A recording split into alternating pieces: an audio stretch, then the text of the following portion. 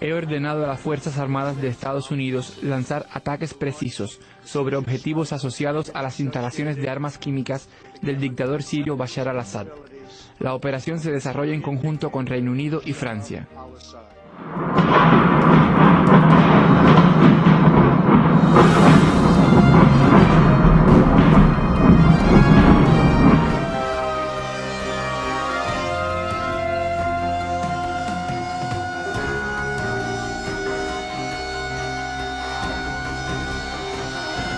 Conflicto entre Estados Unidos, Inglaterra, Francia y Rusia. Vamos a tocar algunos puntos esenciales para entender de lleno este tema tan actual y que pues, nos interesa a todos, ya que somos vecinos de Estados Unidos, la superpotencia, y que bueno, en este programa vamos a escuchar distintas posturas, así como comparaciones y demás. Y bueno, hoy están con nosotros Óscar López, experto en Derecho de Guerra, Kareni García, secretaria de Relaciones Exteriores, Mariana Guerrero, doctora en Derecho por la Universidad de UCLA, y Fernanda Paz, quien es ex representante de la Embajada Mexicana en Estados Unidos. Aquí, Kareni, bueno, muchas gracias. Mariana, Fer. Bueno, Kareni, ¿nos puedes explicar qué es lo que vamos a hablar el día de hoy?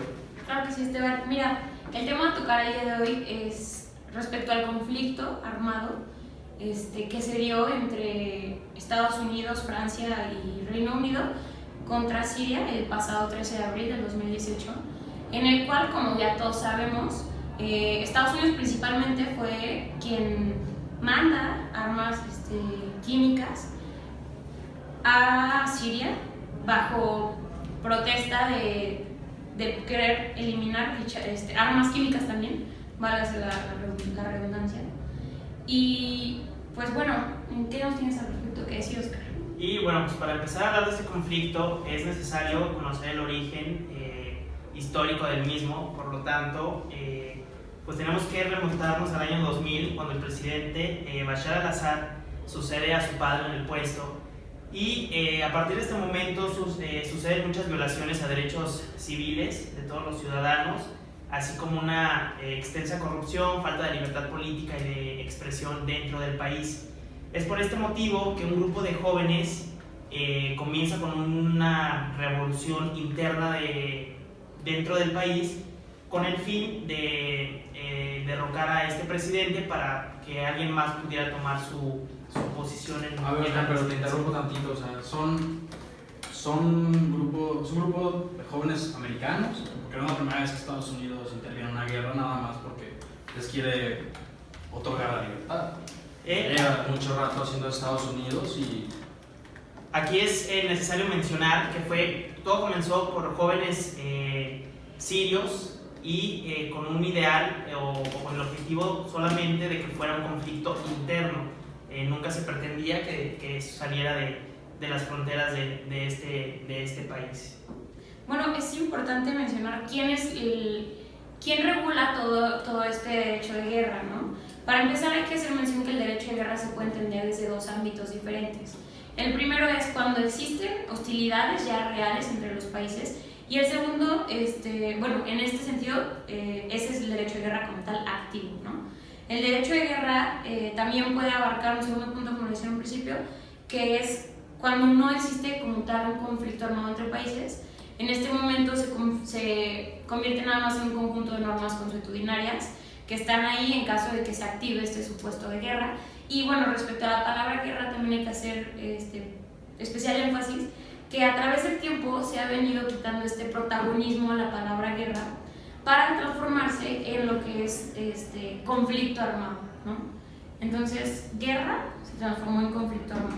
Bueno, pero Estados Unidos, Inglaterra y Francia ya son países que desde tiempos remotos han sido aliados desde mucho tiempo, y Francia igual ha bombardeado Siria, otros lugares del mundo también por Inglaterra. Estados Unidos obviamente secunda estos ataques, pero ¿eso ya encuadra en guerra o declaración de guerra o qué? O sea, fíjate que lo que se pretende comentar, y que bueno, para eso nos vamos a hablar tanto Mariana como Fernanda, es la postura que se defiende o trata de derrocar lo que es la actividad estadounidense o Sí, el papel protagonista que tuvo Estados Unidos en este acto de guerra, ¿no? De conflicto armado.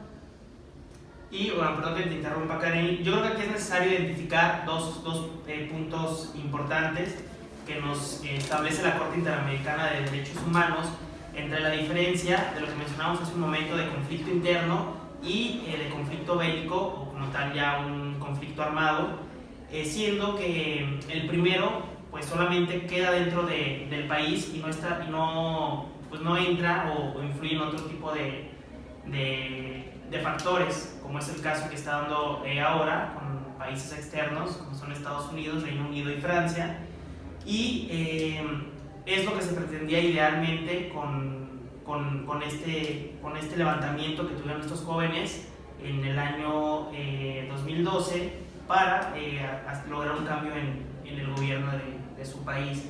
Y bueno, pues ahora lo importante de esta plática es analizar pues desde un punto del doble efecto, los ataques ocurridos el pasado 13 de abril. ¿Qué es el doble efecto? O sea, ¿eso dónde está o a qué se refieren? ¿Eso va de la mano con el derecho de guerra?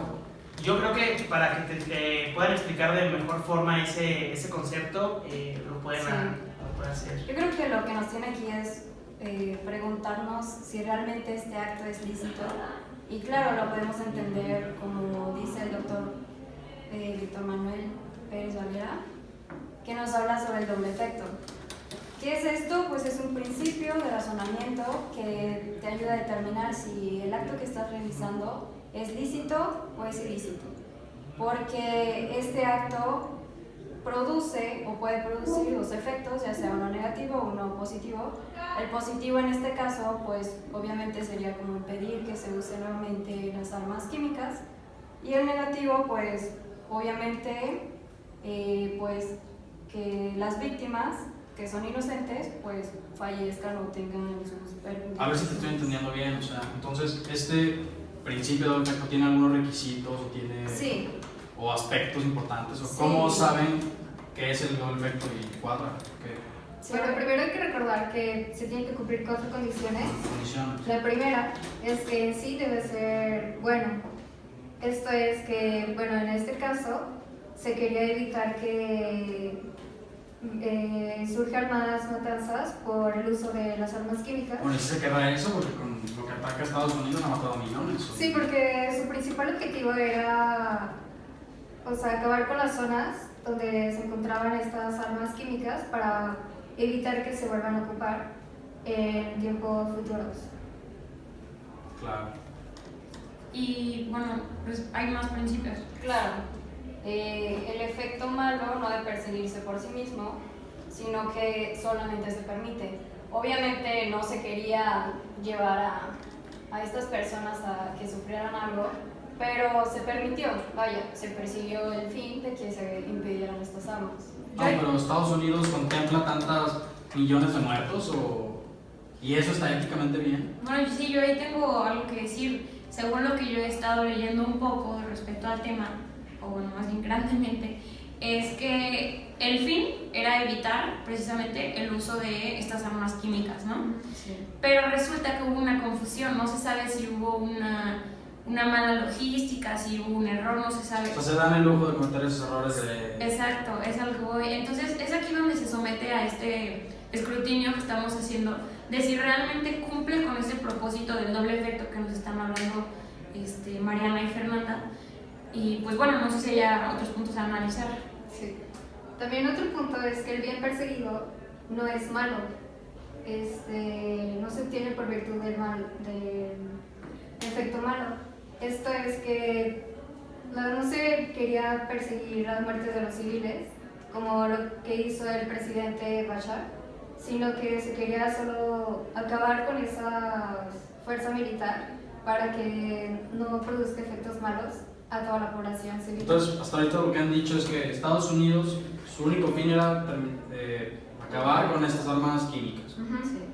Pero haciendo esto ellos tenían en cuenta que probablemente podían matar a millones, a miles, cualquier número. Pero eso se permite, pero no se persigue. No, se permite, pero no está... No es lo que se buscaba. Y el cuarto punto es que debe ser proporcionalmente grave para permitirse. Y claro que es grave porque está acabando con la vida de civiles que no tienen nada que ver y pues están dentro de su gobierno.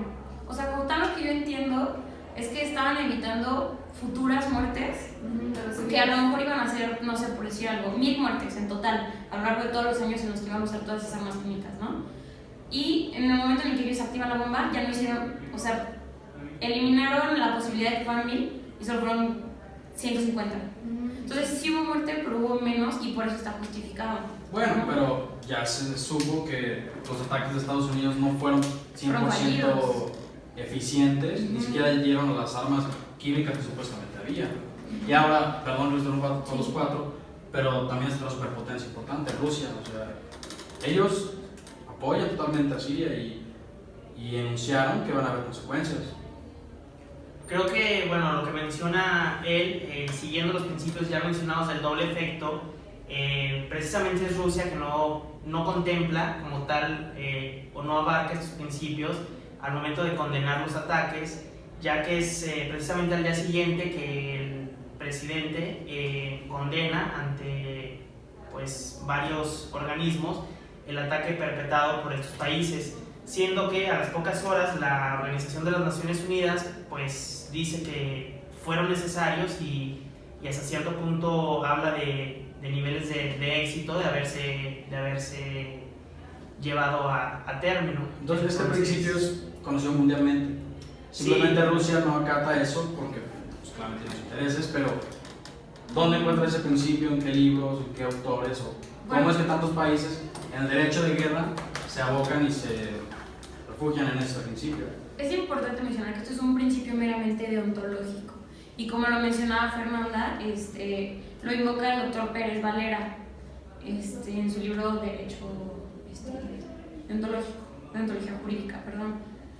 Y bueno, también la pregunta que hacías de quién rige todo esto, bueno, en un supuesto ideal, el origen de como ya lo mencioné al principio, es el derecho internacional, ¿no? Pero la piedra angular de todos estos derechos está físicamente o deviene principalmente del Convenio de Ginebra, que bueno, tiene su origen ya hace más de 3 siglos, me parece, y fue bueno, el punto aquí es que el Convenio de Ginebra es el que rige todo lo que es el derecho de guerra. Hay muchos más tratados internacionales, hay jurisprudencia en la Corte, por ejemplo, pero esa es la piedra angular de donde emanan todos los principios rectores de lo que es el derecho de guerra o conflicto armado, como ya lo mencionaba desde un inicio.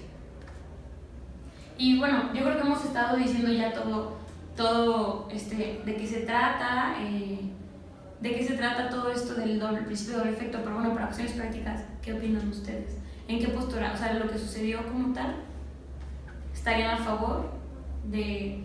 ¿Creen que se cumple el principio de doble efecto?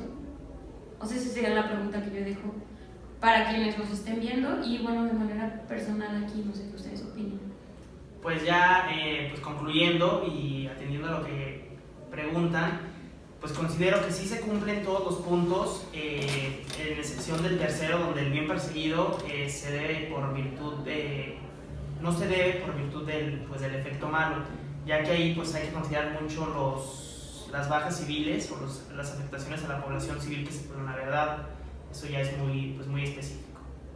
A ver, un repaso de las 4 características y ya bien contextualizado con el conflicto, ¿lo pueden repetir? Sí, mira, en primer lugar está realizar el acto en sí mismo es bueno. Y es bueno que lo que hizo Estados Unidos. Como el desde fin. su punto de vista de ellos, ¿no? Sí. El tratar de eliminar las armas químicas, desde luego que es bueno. Sí, ¿Se logró? No se logró, pero bueno. Segundo punto, el efecto malo no se persigue, solo se permite. Si no se perseguía matar a las personas, pero se permite porque querían atacar en sí a las armas para que no maten más personas, más civiles.